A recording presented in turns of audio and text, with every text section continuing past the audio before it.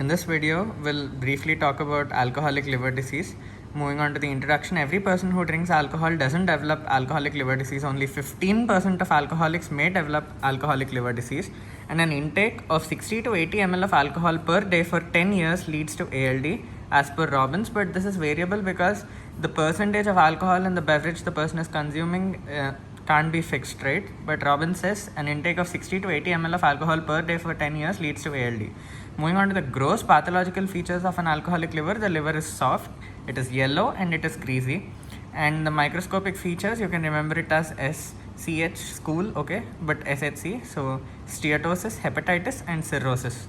Okay, yellow and greasy means there is lipid, so steatosis, okay, hepatitis, inflammation, and cirrhosis. Moving on to steatosis, it is a fatty change in the liver. It is a reversible stage, okay, that is why it is the first stage. It starts in the centrilobular area or zone 3, we discussed that already. It is because of alcohol, right? So alcohol, it starts in the centrilobular area or zone 3.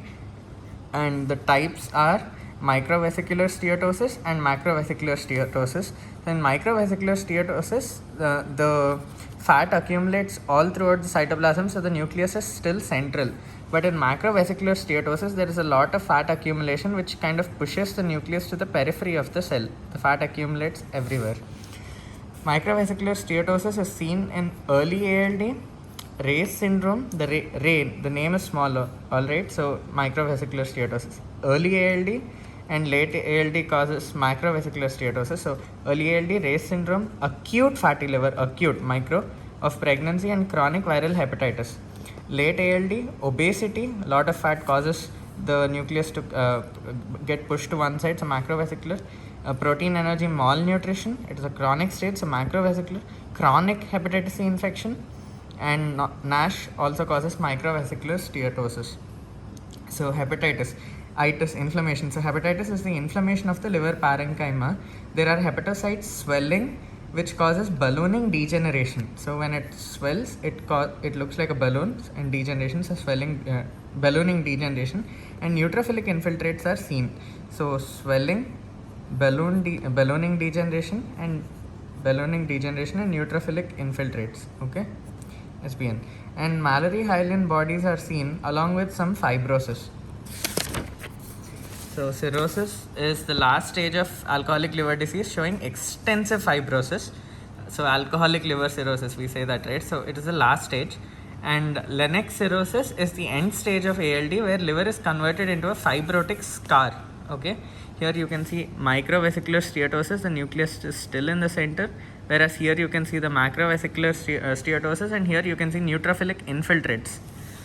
Okay, and these are the Mallory bodies. They are seen as hyaline pinkish depositions. Okay, so they are fatty inclusion, and here you can see the fatty inclusions. Okay, so Mallory-Hylian bodies are also called Mallory-Denk bodies. They are composed of intermediate filaments, so cytokeratin 8 and 18. They are seen in, you can remember that by the mnemonic New Indian Watch. So N for NASH, I for Indian childhood cirrhosis, W Wilson's disease, A for alcoholic liver disease, obviously, and T for tumors like hepatocellular carcinoma, C for cirrhosis like primary biliary cirrhosis, and H for hyperplasia, so focal nodular hyperplasia. It is not seen in anything excluding these conditions, so it is not seen in conditions like hemochromatosis or primary sclerosing cholangitis. Moving on to NASH, non-alcoholic steatohepatitis. NASH is similar to ALD, but there is no history of alcohol intake, or there is history of very minimal intake of alcohol. It is commonly seen in association with obesity, metabolic syndromes, or insulin resistance. Okay, fat other than the intake of alcohol. So obesity, metabolic syndromes, or insulin resistance. So what are the differences between alcoholic liver disease and non-alcoholic steatohepatitis? So first thing is history, obviously. So there is history of alcohol intake in ALD and no history or minimal history in NASH. Similarly, NASH is related to history of obesity or metabolic syndrome or insulin resistance. ALD is not related to all these. Mallory-Hylian bodies are more prominent in ALD. They are less prominent in NASH. Neutrophilic infiltrates are obviously more prominent in ALD, less prominent in NASH, but macrophages are more prominent in NASH. Okay. In ALD, there is perisinusoidal inflammation more than periportal inflammation, but in NASH, there is perisinusoidal inflammation which is less than the periportal inflammation. So in NASH, the periportal inflammation is more. Okay, NASH PP, periportal inflammation is more. And in ALD, the AST by ALD is greater than 2. In NASH, the AST by ALD is less than 1. Okay. Moving on to finally Ray's syndrome, it is a rare disorder. It is usually seen in children. It is seen when a child with a viral illness is treated with aspirin. So what happens is when there is aspirin, okay, basically there is severe mitochondrial dysfunction. When aspirin is taken, this is it becomes more severe.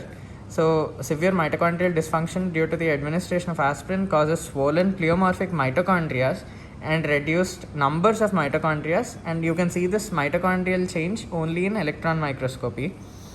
So clinical presentation, there is vomiting, hypoglycemia, and features of hepatic encephalopathy. So you're vomiting, you're also vomiting out the food you ate, so you're getting less glucose, so there is less glucose in the blood, and there's also a feature of hepatic encephalopathy. And on H&E stain, there is extensive microvesicular steatosis.